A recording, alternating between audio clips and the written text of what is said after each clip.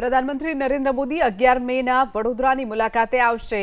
સરદારધામ સંકુલનું લોકાર્પણ તેમના હસ્તે થશે। પીએમની મુલાકાત પહેલા પ્રશાસન એલર્ટ મોડ પર આવી ગયું છે। એરપોર્ટથી સરદારધામ સુધીના રૂટનું નિરીક્ષણ કરવામાં આવ્યું છે। 150 કરોડના ખર્ચે સરદારધામ સંકુલ બની રહ્યું છે। સરદારધામ સંકુલમાં વિદ્યાર્થીઓ માટે તમામ સુવિધાઓ ઊભી કરવામાં આવશે। તો 2000 વિદ્યાર્થીઓ રહી અને અભ્યાસ કરી શકે તેવી પણ વ્યવસ્થા સરદારધામમાં ઊભી કરવામાં આવી છે।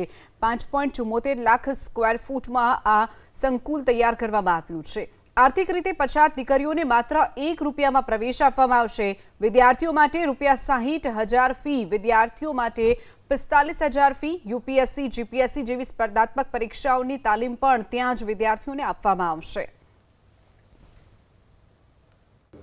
વડોદરા ભવનનું જે લોકાર્પણ થવાનું છે એની અંદર 11 તારીખે સાંજે 4:30 વાગ્યાનો સમય છે। અહીંયા 50,000 કરતાં વધુ પાટીદાર બંધુ ભગીની આ કાર્યક્રમમાં ઉપસ્થિત રહેશે અને આ જે છાત્રાલય બન્યું છે એ માત્ર છાત્રાલય નથી, પરંતુ 1000 દીકરા અને 1000 દીકરીઓ માટેના સર્વાંગી વિકાસનું પ્લેટફોર્મ પૂરું પાડતું એક ઇન્સ્ટિટ્યૂટ છે।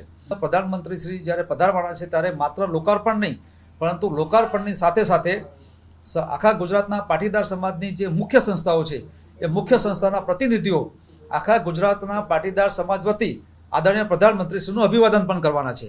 સાથે સાથે એ દિવસે ત્રીજો ખૂબ મહત્વનો આયામ જે છે એની અંદર ગુજરાતમાં વસતા તમામ સમાજના, એ દલિત સમાજથી લઈને બ્રહ્મ સમાજ સુધીના તેજસ્વી અને જરૂરિયાતમંદ દીકરા દીકરીઓ એ નાણાંના અભાવના કારણે પોતાની કારકિર્દી રોડાઈ ના જાય અથવા તો એમની કારકિર્દી આમાં અંધકાર ના છવાઈ જાય, એટલા માટે એને મદદરૂપ થવાના ભાવ માટે 500 કરોડ રૂપિયાની સરદારધામ વિદ્યા સહાય યોજનાનું પણ લોકાર્પણ આદરણીય પ્રધાનમંત્રીશ્રી કરવાના છે।